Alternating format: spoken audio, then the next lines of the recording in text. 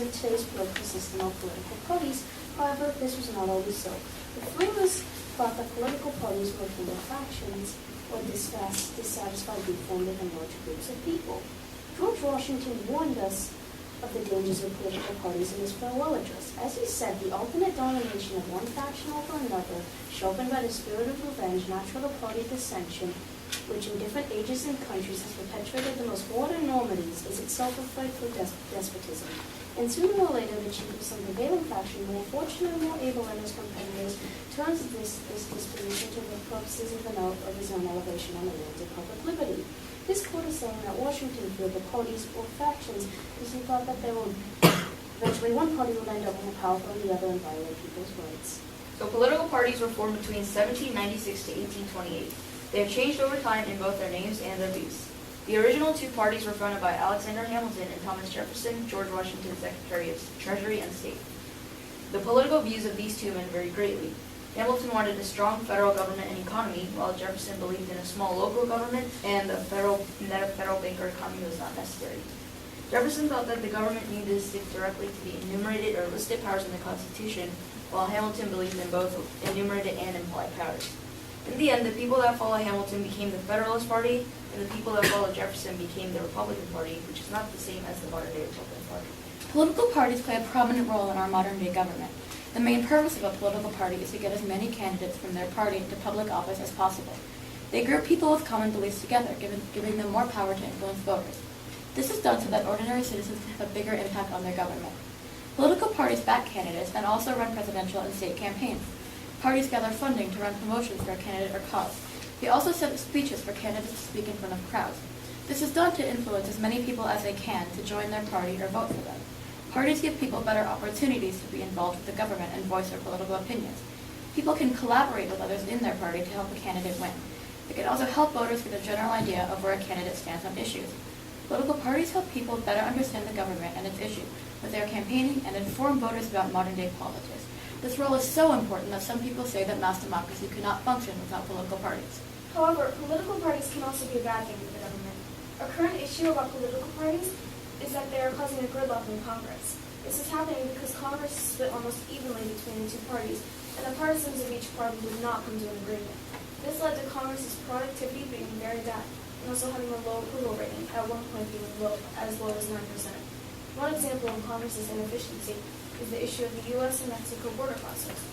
Children are coming into the U.S. illegally, and Congress is trying to find a solution for them, but there has been almost no progress since the issue came up. Most of it has been argument between the two parties. Even though most Americans see this as a bad thing, the framers could have argued otherwise. After all, they did want the government to slow itself down and not get too ahead of itself. This idea is shown through the three branches of government and their checks and balances. In one of his speeches, Thomas Jefferson stated that in every free and deliberating society, there must from the nature of man be opposite parties and violent dissensions and discords. And one of these, for the most part, must prevail over the other for a longer or shorter time. His statement recognizes that parties will form, but will also cause many disagreements for the future of our country.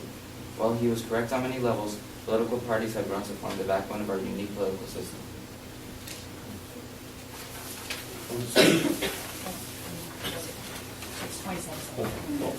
All right. Okay. Alright, so recently we've had a big growth of third parties becoming more and more popular. Do you think that the growth and popularity of third parties like Libertarian or Tea Party or Green Party, do you think that growth says anything about how people feel about the two-party system, whether they're dissatisfied with it or not? I think that it just means that since we have new technology and new things in our world, more opinions are going to be made about things like the Green Party and how they want to save the environment more. It's just, we're at a different point in time in how we believe in things.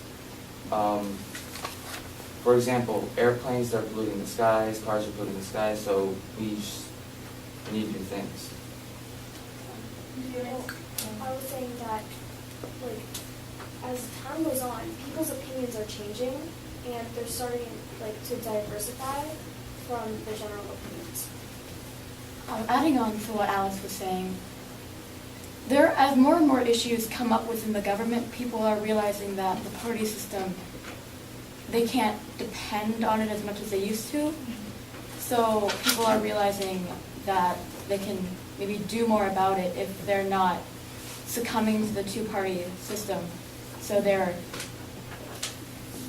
diversifying and joining other parties, and it's basically a way, they feel like it's a way to get them more involved into the government, and they feel like their voice will be heard more if they're part of a different party.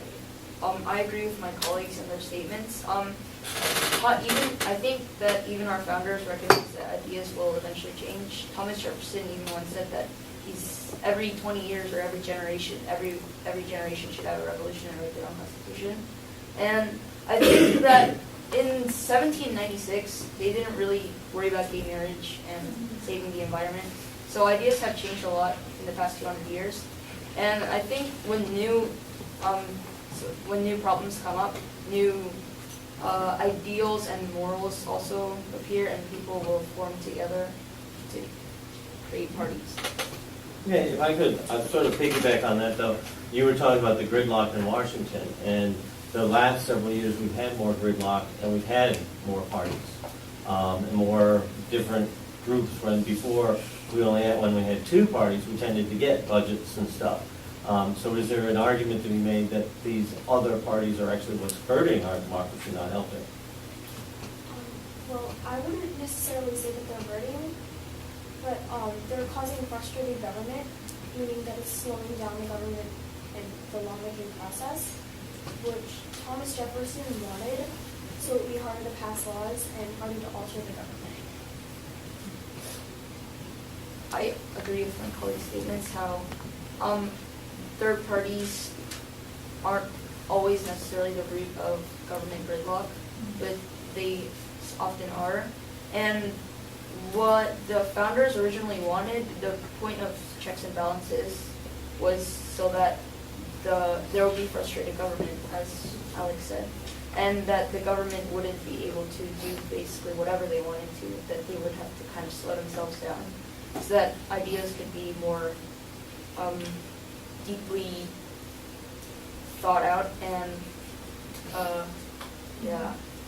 Do you think we should strive towards a multi-party system? No, I don't think so, because in Europe, I believe, there are multiple parties, and then when there are multiple parties, it's harder to get a majority or minority, and our entire system is basically based off of majority and minority rights, and when we have multiple parties, we're basically asking to create a government and constitution. I disagree with that, because I think that the world has changed, and like we said earlier, there are many opinions now and things that need to be changed. So I feel that if we do need to create a new government, that we should, but I think that we do need more political parties.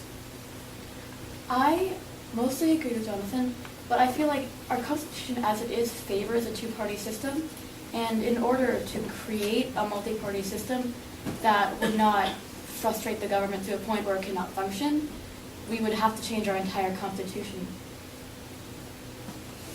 I respectfully disagree with Anna and Jonathan, because I think that having multiple parties is going to help more people organize their thoughts, like, more specifically.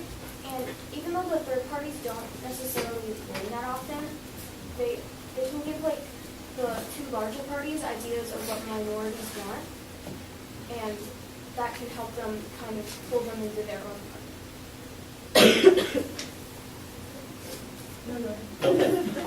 Okay. So is it just natural for people to clump into parties or groups or factions or sections? Is that just a natural thing, or is it that politics forces it? Well, I think it's personally, I think it's human nature to subdivide ourselves into groups, so we can group with people that we agree with and able to voice our opinions.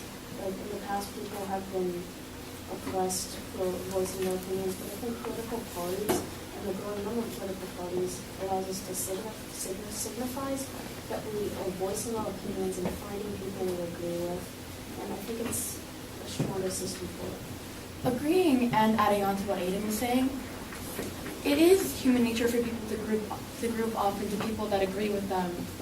It can make them feel safer, and that they will have a community that won't hurt them or oppress them for freely giving their opinions. And thank you for freely giving us your opinion.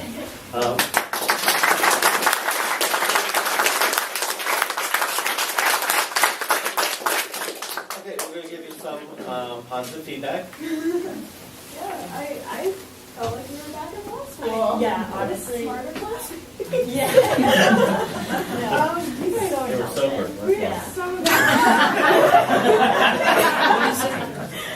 You guys really delved into some, complex issues that like we talked about. Yeah, we it's- live together like at home. Like, Yeah. No, it's really impressive, the ideas, like talking about the multi-party systems and the issues with voting. That's a very complex idea. How the party system interacts with the Constitution. Yeah, it's, How the regime was I'm Yeah. very Yeah, I mean, it was really massively impressive. I liked the flow was very good. I liked the piggybacking, and even the respectfully disagreed my learned opponent was very good. Being from Massachusetts, I will say that relying on Thomas Jefferson a bit too much. You know, you could have gone to other founders, especially those of us from the Great North. But I, really knew some information, and it was really great the depth of information you all knew on different things. It just was very impressive. So. good job.